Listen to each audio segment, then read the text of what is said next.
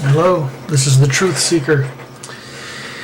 I just had a long day, as sure all of us have had a long day, and it started to rain today. I thought, something has changed. It's raining, it's like we wait and we wait and we wait for something to happen. We wait for a change to happen.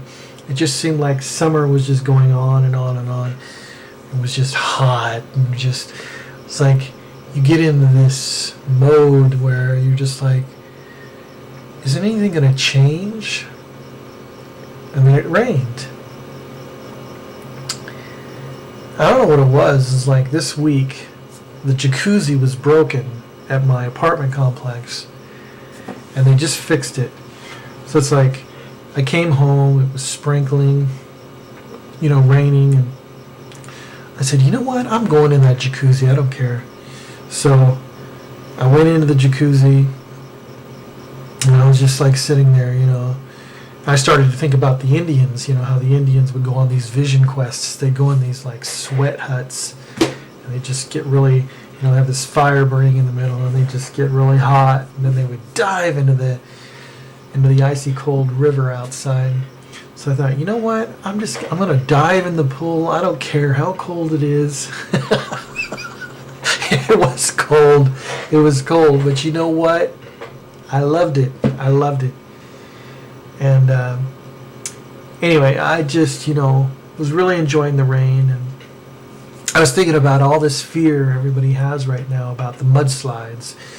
And, in California, it's like, oh no, there's a fire, and everybody, we lose all this, all these structures. We lost 2 lives of firemen in this last big fire, the station fire. And now we're worried about mudslides.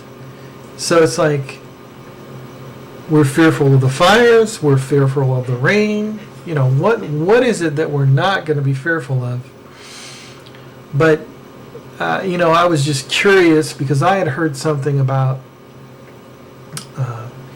controlled burns and how California hasn't been burning as much foliage and refuse in order to prevent these fires. And so I did get some links. I'm putting the links in the description. And then there's stuff there about, how much do we burn per year in a controlled burn? How many acres? So I was getting interested in how many acres did the station fire actually consume? It was 160,000 plus acres, which is huge. That's practically over half of what our normal acreage burned per year is, in one huge fire. And so it's what could we do? And then I started thinking about the fire breaks that they create over there in Catalina. Of course, I don't know if Catalina is a good example because there was a huge fire on Catalina Island a while back. Anyway, there's a photo of that I put over in the description on these fire breaks that they create around the city of Avalon. And I'm thinking, why don't we do this over in the Angeles Forest area? And so we tend to lay the blame on a lot of different things, but apparently we don't have the funds to clear out all of this excess dry shrubbery and stuff. People have been going in there throughout the year and removing it by hand, and taking it out of there. But then funding just runs out, and it's what else could you do? I mean, they can only do these controlled burns, when the conditions are just right, when there's no wind, when the humidity's just right, They know that they're going to be able to, light this fire and not let it get out of control. And so the problem with that is, there's just probably, from what I can see, there's just not enough firemen and, to actually burn, all of the acreages that they are allowed to burn per year, that the California Air Quality Management District will allow them to burn. It's not that the Air Quality Management District is saying you cannot burn so much.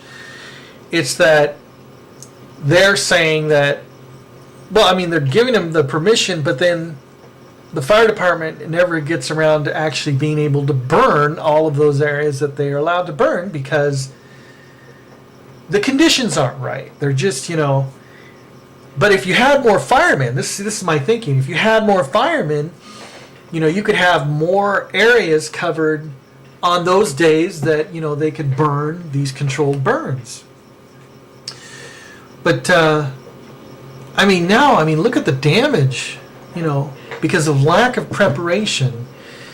Look at the damage that has been caused, and there I put up a link, of some of the estimates, just like from September 15th that they had estimated 90-some million dollars, in fighting the station fire, and how much funding were they given to prevent it?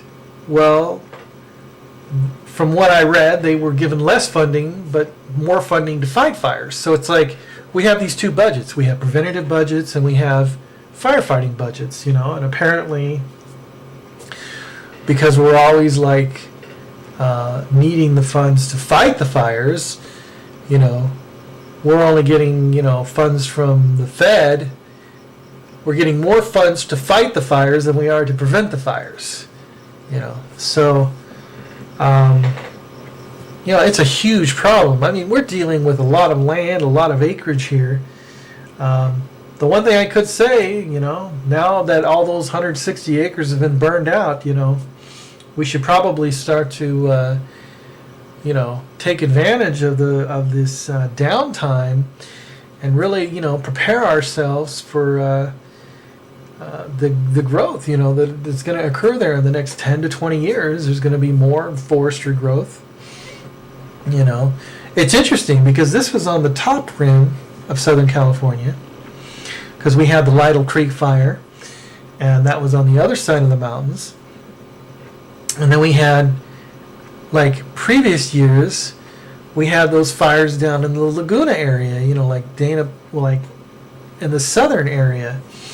So it's like that burned all out, and then we got it all burned out on the top area, it's like, just letting everything burn out, but look at all the costs to properties, to homes, and now we're worried about these mudslides because of the fires. So it's like we don't even consider mudslide damage in fire prevention.